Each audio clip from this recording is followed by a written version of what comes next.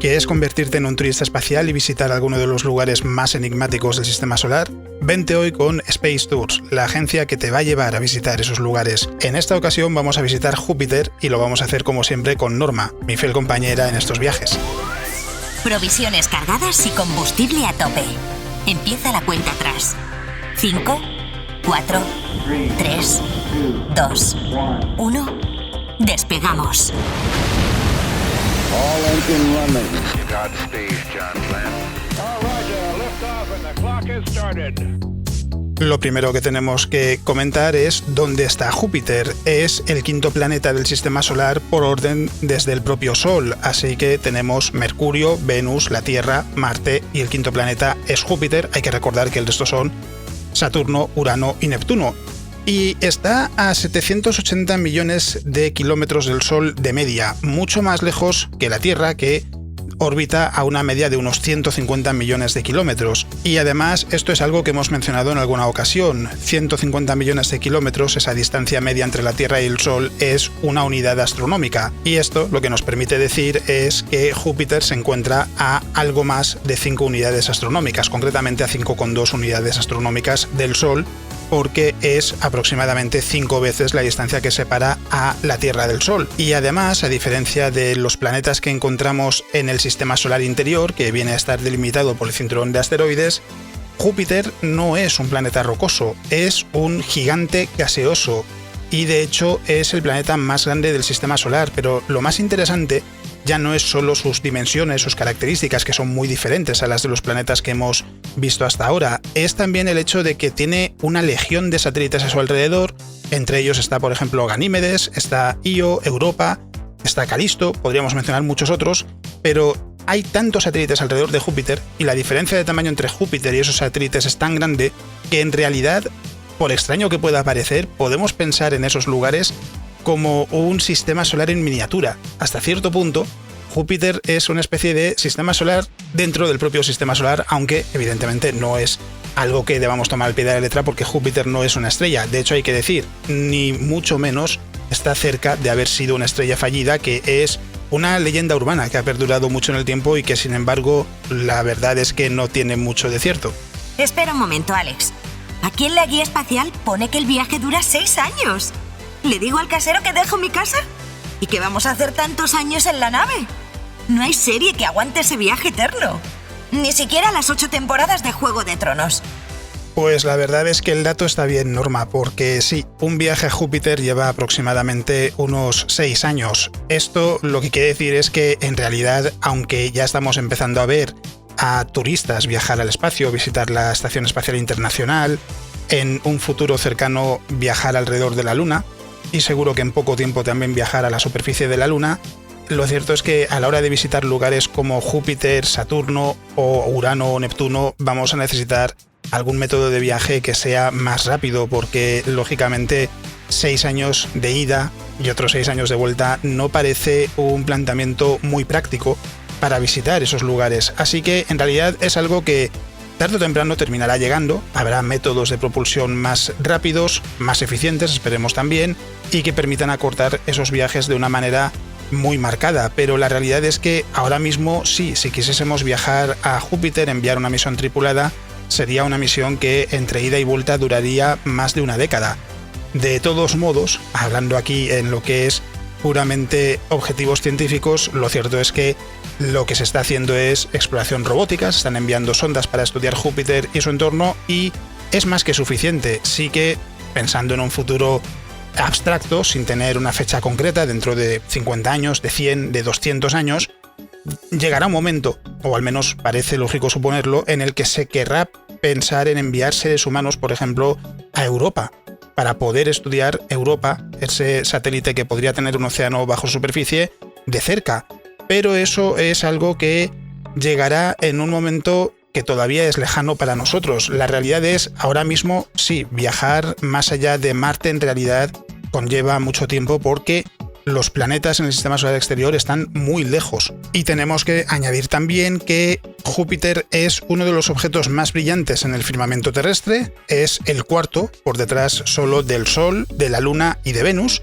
y que si tenemos un telescopio es posible ver algunos de los satélites más grandes, concretamente lo que se conoce como los satélites galileanos, que son Io, Europa, Calisto y Ganímedes, que fueron observados por primera vez por Galileo Galilei en el año 1610.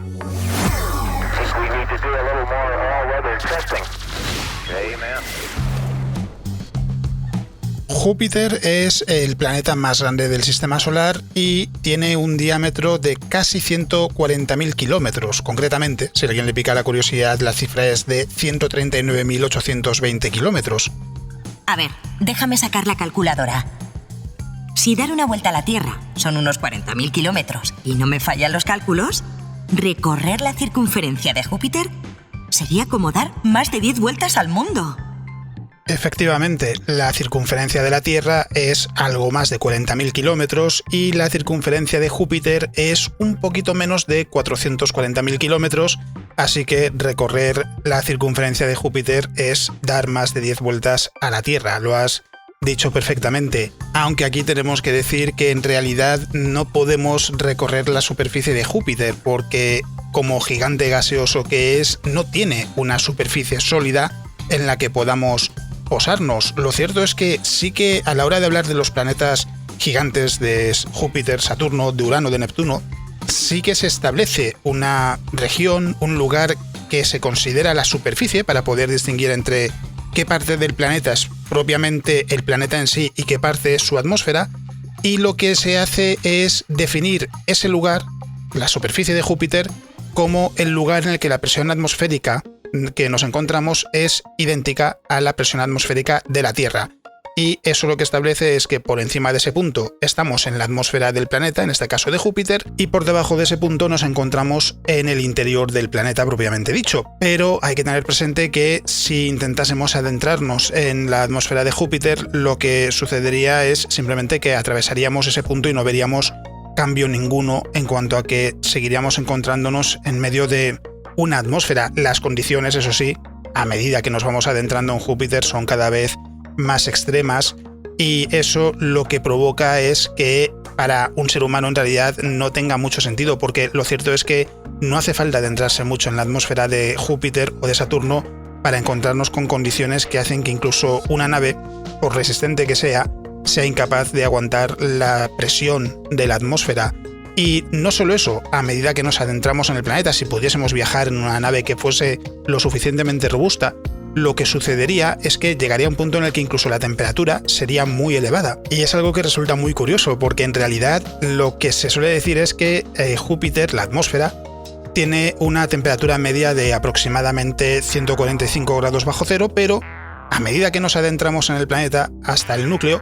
lo que se calcula es que la temperatura del núcleo de Júpiter es de aproximadamente 24.000 grados. Y esto, en realidad, para no caer en confusiones, lo podemos también extrapolar con lo que comentamos en el caso de la Tierra. En el caso de la Tierra, la temperatura media de nuestro planeta es de unos 15 grados. Sin embargo, la temperatura del núcleo de la Tierra es mucho más alta. Es decir, tenemos por un lado la temperatura media en superficie, que es lo que se utiliza en el caso de Júpiter, y por otro lado, la temperatura que nos encontramos en el interior del planeta, que es mucho más elevada tanto en el caso de la Tierra como en el caso de Júpiter. Porque podemos añadir, para que también tengamos ese dato, que la temperatura del núcleo de la Tierra se calcula que es de unos 9.300 grados, es decir, aproximadamente 2 veces y media menos que la temperatura del núcleo de Júpiter. Venga, que te voy a dar algún dato de este planeta gigante para los turistas del espacio que nos escuchan. Según la guía, está a una distancia media de 780 millones de kilómetros del Sol y tarda 12 años en completar una órbita. Si mi esperanza de vida son 84 años, en ese tiempo dará 7 vueltas alrededor del Sol. Muy bien, Norma, veo que las matemáticas se te dan bien. Y además de tardar 12 años en completar una órbita alrededor del Sol, hay que decir que Júpiter es el planeta más masivo del sistema solar. Tiene 2 veces y media la masa del resto de planetas. Y, por tanto, nos podemos hacer una idea de hasta qué punto Júpiter es grande en comparación al resto de planetas que podemos encontrar en el sistema solar. Porque hay que decir, de hecho, para intentar hacernos una idea, que Júpiter tiene 1000 veces más masa que la Tierra. Y curiosamente se da el caso de que Júpiter a su vez tiene 1000 veces menos masa que el Sol. Es decir, Júpiter es muy masivo en comparación al resto de planetas, es el más masivo con mucha diferencia, pero en comparación al Sol también tiene una cantidad de masa que resulta insignificante. Y aquí, lógicamente, aunque añadamos la cantidad de masa de Júpiter y la del resto de planetas, seguimos encontrándonos con que el Sol es muchísimo más masivo. Al margen de esto, hay que mencionar que Júpiter tiene 79 satélites a su alrededor, que en estos momentos, porque esto siempre puede cambiar a medida que se van descubriendo nuevos satélites, Saturno tiene más, tiene 82, pero es algo que en algún momento se terminará teniendo claro cuántos satélites tiene cada planeta, porque lo que sucede en estos momentos es simplemente que los satélites más pequeños, de apenas unos pocos kilómetros de diámetro, son muy difíciles de observar desde la Tierra. En algunos casos se han descubierto con naves que han visitado Júpiter y Saturno, y es algo que obliga a dejar la puerta abierta en cuanto a que no se puede descartar que, por ejemplo, Júpiter tenga, vamos a poner una cifra al azar, 6, 7, 8 satélites de 1 kilómetro de diámetro que todavía no hayan sido descubiertos porque están lo suficientemente lejos del planeta como para pasar desapercibidos, a menos que en el momento en el que se mira en una dirección X, resulte que están en ese punto. Y de los satélites de Júpiter vamos a hablar con calma en un momento, pero hay que decir que en realidad los gigantes del sistema solar, Júpiter, Saturno, Urano y Neptuno, tienen anillos. Ya sabemos que Saturno tiene anillos que son muy espectaculares, pero Júpiter también tiene un sistema de anillos al igual que Urano y Neptuno. La diferencia aquí es que esos anillos son muy diferentes, no son anillos brillantes, y son muy difíciles de observar. Con un telescopio que podamos utilizar en la Tierra, con el telescopio que podemos comprar para observar nosotros mismos el firmamento, no vamos a ver los anillos de Júpiter. De hecho, hay que decir, hubo que esperar a la visita de la sonda Voyager 1 al planeta para poder descubrir que tenía un sistema de anillos. Fue toda una sorpresa porque no había nada que hiciese pensar que podía ser así, y tuvo que llegar la sonda Voyager 1 al entorno del planeta para hacer ver que sí, que Júpiter también tiene un sistema de anillos. De todos modos, sí que hay que decir que a la hora de observar Júpiter con un telescopio, los anillos no los vamos a poder ver, pero ver los 4 satélites más grandes que tiene es muy fácil, y si queremos podemos intentar observar Júpiter a lo largo de la noche y veremos cómo se van moviendo esos satélites. Es verdad que hace falta no tener ningún otro plan porque es necesaria prácticamente toda la noche para observar ese movimiento de forma clara, ver también cómo Júpiter rota sobre sí mismo, y si nos da por ahí, si nos da por dedicar una noche a observar el cielo de esta manera, lo que estaremos haciendo en realidad es algo que se ha hecho en más de una ocasión y que permitió a Galileo, de lo que vamos a hablar en un momento, entender que la Tierra, a pesar de lo que se pensaba en aquel entonces, no era el centro del sistema solar.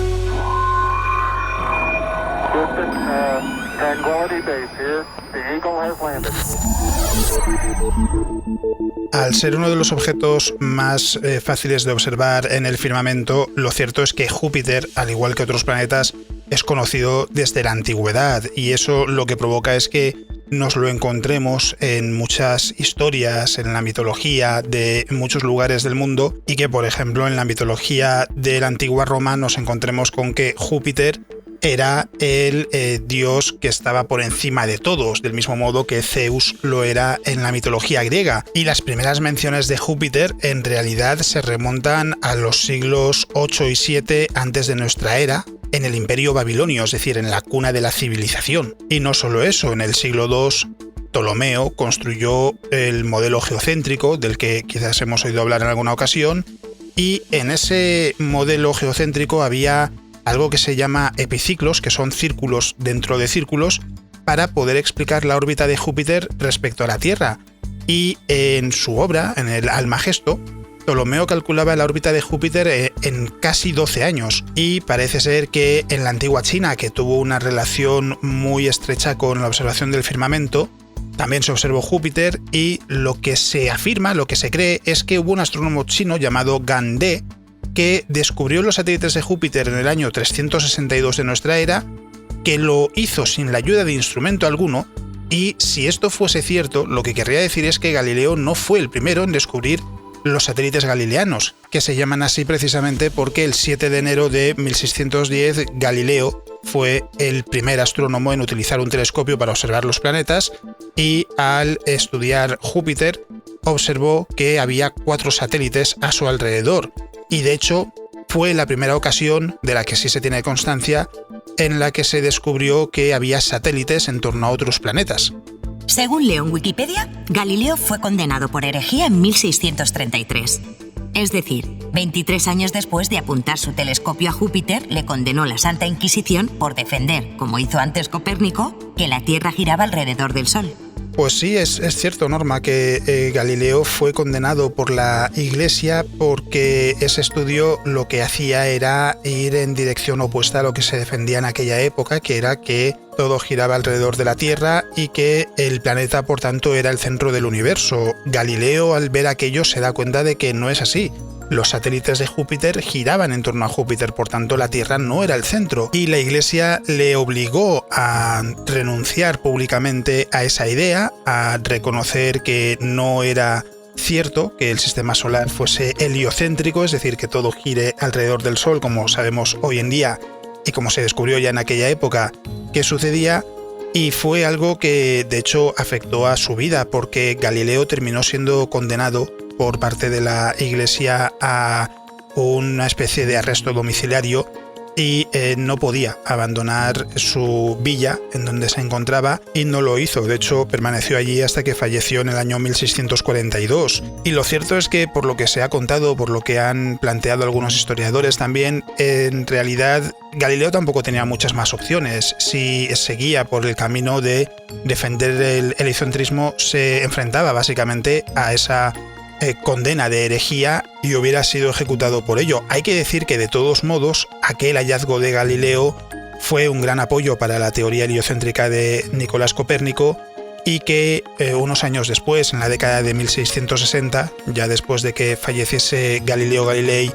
otro astrónomo italiano, Giovanni Cassini, utilizó un telescopio para observar Júpiter en mucho más detalle y poder ver las bandas y manchas que podemos observar en el planeta. Y el planeta en sí es interesante, pero hay que decir que los satélites también son lugares que resultan muy llamativos, porque tenemos por un lado el mayor de todos ellos, Ganímedes. Es tan grande que supera en tamaño a Mercurio. Es más grande que el planeta más pequeño del sistema solar. No por mucho, eso es cierto, porque Ganímedes tiene un diámetro de 5.268 kilómetros y Mercurio de 4.879, pero es un ejemplo de cómo podemos tener satélites que sean más grandes que los planetas. En este caso, en el sistema solar, tenemos un satélite que es más grande que Mercurio, pero en otros lugares de la Vía Láctea podría haber planetas que tengan un tamaño como el de Júpiter y que tengan a su alrededor satélites con un tamaño como el de la Tierra. No solo eso, que esos satélites además sean capaces de tener vida. Y es algo que aquí no nos encontramos, pero que en otros lugares, con las condiciones adecuadas, ese gigante gaseoso, si se encuentra en el lugar adecuado, podría tener un satélite que fuese habitable. Y mientras Ganímedes es interesante por su tamaño, tenemos un mundo que se llama Io, es otro de esos satélites que observó Galileo en 1610 y que destaca por la cantidad de actividad volcánica que tiene. No hay ningún otro objeto en todo el sistema solar que tenga la cantidad de volcanismo que podemos observar allí, ni siquiera la Tierra. Y esto sucede por la interacción con la gravedad de Júpiter. Júpiter es tan grande, tan masivo en comparación a Io, que lo que hace es deformar su interior constantemente y liberar mucha energía en el interior de Io, y eso lo que hace es que tenga una actividad volcánica muy intensa, muy alta. Si no fuese así, si estuviese en otro lugar, Io no sería el objeto con mayor cantidad de actividad volcánica del sistema solar. Por otro lado, tenemos también a Europa, que es seguramente el satélite más interesante de cuantos tiene Júpiter, en cuanto a que se ha planteado que bajo su superficie hay un océano de agua en estado líquido, y de nuevo es esa interacción con la gravedad de Júpiter lo que hace que el interior de Europa no esté congelado y que pueda tener una región en la que la temperatura sea suficientemente elevada como para que pueda haber agua en estado líquido, y ese océano podría tener condiciones habitables. De hecho, es uno de los grandes objetivos científicos de los próximos años, el intentar entender cómo es ese océano y ver si realmente podría tener vida. Al margen de eso, del planeta en sí, lo que podemos decir es algo que seguramente ya sabemos si hemos visto alguna imagen, y es que Júpiter tiene un aspecto muy reconocible porque está organizado en franjas claras y oscuras que son producto de los vientos del planeta y están muy bien diferenciadas. Su aspecto puede cambiar de un año para otro, en tonalidad, por ejemplo, pero el aspecto general siempre es el mismo, es muy regular, por lo que a cada banda de hecho se le da un nombre diferente a la hora de estudiar Júpiter. Y hay que decir que esa atmósfera es muy diferente a lo que encontramos en la Tierra, porque una nave en el interior del planeta se encontraría con condiciones muy duras para volar. Esto lo que quiere decir es que si estamos pensando en cómo sería un viaje para un turista que visite Júpiter, no sería posible descender a la atmósfera porque la temperatura y la presión en el interior son extremas, ya lo hemos comentado, pero es que además el viento en el ecuador de Júpiter llega a alcanzar una velocidad de 539 km por hora. Y no solo eso, la sonda Juno ha observado que esos vientos se mantienen activos incluso a miles de kilómetros de profundidad, que de todos modos es una profundidad a la que no podríamos descender con ninguna nave porque las condiciones serían infernales. Y la gran atracción de Júpiter, probablemente para cualquier turista que visite el planeta, es la Gran Mancha Roja, que es una formación muy conocida en la atmósfera de Júpiter, que es literalmente una mancha roja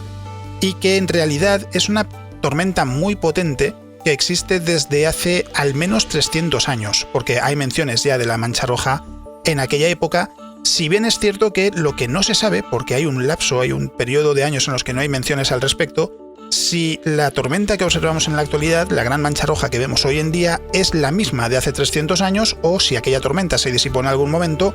y volvió a formarse una nueva tormenta diferente en algún momento posterior a esas últimas observaciones de hace unos 300 años. Me acabas de dejar de piedra. ¿Esa mancha que hemos visto tantas veces es una tormenta?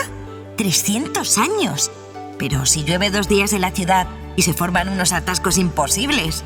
Si viviéramos en Júpiter, llegaríamos todos los días tarde al trabajo. Bueno, en realidad no solo llegaríamos tarde al trabajo, llegaríamos tarde a muchos lugares, porque 6 años de viaje para ir a Júpiter quiere decir que tendríamos que posponer muchos planes.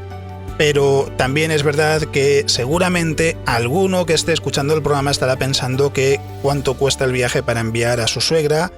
o a aquella persona que no le cae bien, porque así lo pierde de vista una buena temporada. Supongo que al final de lo que se trata es de encontrarle un aspecto positivo a un viaje tan largo, y esa tormenta además es que solo la podríamos ver desde la distancia, no la podríamos experimentar en primera persona porque las condiciones en la atmósfera de Júpiter son bestiales. Y además los anillos tampoco serían muy espectaculares desde el punto de vista de los turistas que puedan viajar en una nave al planeta rojo, porque la sonda Voyager 1 descubrió esos anillos en 1979, como mencionábamos anteriormente, pero esos anillos están formados por partículas muy pequeñas que son producto del polvo expulsado desde los satélites más cercanos a Júpiter cuando sufren colisiones con pequeños asteroides. Es decir, no son unas partículas que de cerca vayamos a ver brillantes y espectaculares como sucede con Saturno, y por tanto lo que nos encontramos en Júpiter es un planeta que nos puede parecer más o menos llamativo y unos satélites que pueden ser más o menos interesantes. Ganímedes es muy llamativo desde el espacio por los colores que tiene, por el aspecto que tiene, pero sí es verdad que el plato principal, Júpiter, en realidad lo más probable es que esos turistas que puedan viajar al planeta a visitarlo dentro de un siglo, de medio siglo, del tiempo que cada uno quiere imaginar que nos costará poder enviar seres humanos en un tiempo razonable hasta allí, van a ver los satélites, van a visitar los satélites seguramente será desde la superficie de Calisto, por ejemplo, desde donde puedan ver Júpiter en la distancia. Y a pesar de la distancia a la que está Júpiter y de lo largo que es un viaje para poder estudiar el planeta con una sonda, lo cierto es que Júpiter ha sido bastante estudiado a lo largo de las últimas décadas, porque desde 1973 ha habido diferentes misiones que han visitado el sistema joviano, que es como se llama al sistema de Júpiter y sus satélites. Podríamos mencionar muchos ejemplos, pero nos podemos quedar con la visita de la sonda Pioneer 10, que fue la primera nave en acercarse lo suficiente como para poder enviar fotografías del planeta y de sus satélites, y que junto a la misión Pioneer 11 permitió que se entendiese mejor las propiedades y curiosidades de Júpiter. Pero seguramente la más popular, la más conocida, es la sonda Galileo, que llegó el 7 de diciembre de 1995 al entorno de Júpiter y se convirtió en la primera nave que entró en órbita a su alrededor. De hecho, permaneció allí durante 7 años y en esa misión sobrevoló los satélites galileanos, sobrevoló Amaltea, uno de los satélites de Júpiter. De hecho, fue el último que se descubrió por medio de la observación visual de forma directa, es decir, con un telescopio desde la Tierra. De hecho, es el quinto satélite más grande por tamaño de Júpiter. El resto de descubrimientos ya fueron a través de sondas, de revisar los datos recogidos, etc. Y la sonda Galileo no solo estudió el entorno de Júpiter y el planeta desde la distancia, también envió una sonda a la atmósfera para poder estudiarla con mucho más detalle. Y además dio la casualidad de que en 1994 hubo un cometa llamado Shoemaker-Levy 9 que chocó con el planeta. Llegó ya fragmentado a Júpiter, pero chocó contra Júpiter y la sonda estaba allí en aquel momento y pudo observar esa colisión. Y finalmente su misión terminó en el año 2003, cuando lo que se hizo fue enviar la sonda de manera deliberada al planeta para que se desintegrase en su atmósfera, y así lo que se garantizaba era básicamente que no hubiese posibilidad alguna de que pudiese chocar con Europa y contaminar su superficie de alguna manera, porque ya se intuía en aquel momento que podía ser un objeto muy importante desde el punto de vista de lo que es la búsqueda de vida más allá de la Tierra. Eso sí, hay que tener presente que Júpiter en sí mismo, el planeta, no ofrece un entorno habitable para la vida tal y como la conocemos en la Tierra, pero sí que es verdad que a lo largo del tiempo se ha intentado imaginar cómo podría ser vida diferente. Carl Sagan proponía en Cosmos que podíamos imaginar organismos en la atmósfera de Júpiter que fuesen capaces de vivir en las capas más altas, en donde las condiciones son más benignas, y lo que imaginaba era que habría criaturas que serían capaces de flotar en esa atmósfera de manera constante y que se alimentarían de lo que tuviesen en su entorno, mientras que habría otras aves, otras criaturas, que sí que volarían libremente por esa atmósfera, se desplazarían de un lugar a otro y que serían los depredadores de ese tipo de criatura que simplemente flotaría. De hecho, en inglés las llamaba floaters. Y era una manera de intentar imaginar cómo incluso en un lugar en el que no hay una superficie sólida, en el que no encontramos vida como la que podemos encontrar en la Tierra porque las condiciones son muy diferentes, la vida quizás podría encontrar una manera de ingeniárselas para poder estar presente también allí. No hay nada que haga pensar, de todos modos, que Júpiter tenga vida. Y pensando en lo que es el turismo espacial en sí, desde luego la Gran Mancha Roja sería la mayor atracción, porque es fácilmente reconocible incluso desde la distancia, y seguramente sería una de las primeras cosas que nos invitarían a ver en una nave que nos llevase a Júpiter, pero es algo que no creo que muchas personas se atrevan a poner una fecha a cuándo podríamos ver ese primer viaje tripulado a Júpiter, ya no para turismo espacial, sino simplemente con un objetivo científico como el de estudiar Ganímedes, por ejemplo, porque estamos lejos de tener un sistema de propulsión que sea mucho más rápido y que permita pensar en una misión tripulada que no lleve 12 años, por mucho que sea un objetivo científico muy interesante. Creo que todo el mundo está de acuerdo en que no tiene mucho sentido enviar a un grupo de astronautas en un viaje de 6 años cuando en realidad se puede llevar a cabo el estudio del planeta perfectamente con sondas robóticas. Cada vez que pienso que hay que estar metida en una nave 6 años de ida y otros 6 de vuelta, se me ponen los pelos de punta. Yo, que no aguanto en un ascensor ni los 60 segundos que tarda en subir hasta el piso 102 del Empire State. Eso es también algo en lo que hay que pensar, Norma, porque podemos imaginar que viajar a la Luna unos días en una nave más o menos pequeña para dar una vuelta alrededor de la Luna y regresar a la Tierra y estar, yo qué sé, 2 semanas, por ejemplo, en el espacio, seguramente sea tolerable, aunque sea un espacio pequeño, porque sabemos que vamos a ver algo especial, algo que mucha gente no va a poder ver, aunque hay que recordar, dentro de Space Tours lo que estamos contando es lo que podríamos hacer si cualquiera de nosotros pudiese subir a una nave y visitar otros lugares del sistema solar. Pero en una nave que viaje a Júpiter, claro, estamos hablando de 6 años, esa nave tiene que ser algo mucho más grande que lo que se está construyendo hoy en día, donde haya muchas cosas que podamos hacer, porque en realidad lo que estamos diciendo es, si se viajase con los sistemas de propulsión actuales,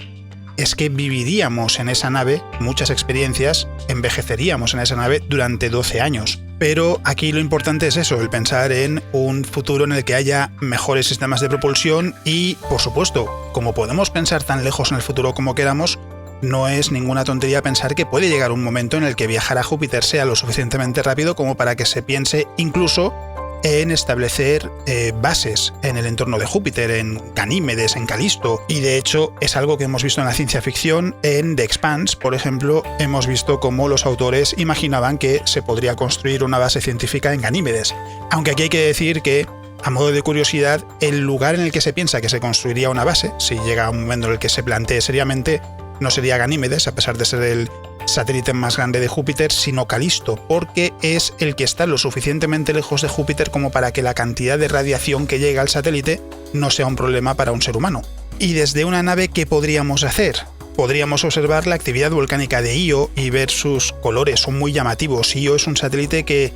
choca con todo lo que hemos visto hasta ahora, porque no se parecen nada a la Luna, por ejemplo, no se parecen nada a Ganímedes o a otros satélites del sistema solar. Tiene tonos amarillentos, verdosos, por toda esa actividad volcánica, y parece casi que estemos observando algo parecido a un cuadro, no sé si abstracto, impresionista, no sé muy bien cómo lo clasificaríamos, pero es una de las grandes atracciones cuando pensamos en visitar el entorno de Júpiter, ver Io desde la distancia, ver la cantidad de volcanes que tiene activos, ver esos tonos tan llamativos, es algo que llamaría mucho la atención. En Calisto, además de ser un buen lugar en el que poder construir una base, lo que nos vamos a encontrar es un satélite que está repleto de cráteres. Eso lo que indica, en realidad, es algo muy interesante. Calisto tiene muchísimos cráteres en su superficie y lo que nos quiere decir es que hace mucho tiempo que no tiene actividad geológica, es decir, no hay nada que renueve su superficie, a diferencia de lo que sucede en la Tierra, y por tanto, incluso los cráteres más antiguos, los impactos más antiguos que ha sufrido Calisto, siguen siendo visibles en su superficie. Y si dejamos volar la imaginación a un futuro más abstracto, más indeterminado, podemos imaginar quizás incluso expediciones turísticas a ese océano en el interior de Europa. Ese océano que a lo mejor resulta que puede contener vida microbiana. Habría que ver realmente cómo se vayan a cabo esas expediciones, porque no sería nada sencillo en cuanto a que el océano de Europa está recubierto por una capa de decenas de kilómetros o de kilómetros de espesor, y por tanto no es algo tan sencillo como sumergirse en el océano en la Tierra. Pero quizás con tecnología del futuro sí que se pueda llevar a cabo ese tipo de inmersión, y si no fuese posible, de todos modos, algo que se ha planteado es que en la capa de hielo de Europa podría haber bolsas de agua en estado líquido, y alguna perfectamente podría ser lo suficientemente grande como para poder sumergirnos en la capa de hielo de Europa y visitar una de esas bolsas de agua, donde por cierto también se dice que quizás podría haber condiciones para que la vida pudiese aparecer. Lo cierto es que lo que tenemos que tener presente es que en las próximas décadas el gran objetivo es conseguir extender la presencia humana a la Luna y a Marte. Por el paso del tiempo se puede pensar en colonizar otros lugares como el cinturón de asteroides o los satélites de Júpiter, porque es perfectamente viable, pero nuestra tecnología todavía tiene que madurar mucho para poder llegar a ese tipo de misiones, y de hecho también el poder pensar en misiones turísticas a el cinturón de asteroides, a Júpiter, etcétera, también va necesariamente ligado al desarrollo de esa tecnología. No solo porque si no podemos pensar en llevarlo a cabo por el tiempo de viaje, sino también porque a medida que sea más sencillo llevar a cabo este tipo de misiones con objetivos científicos, también va a ser sencillo llevar este tipo de misiones a cabo para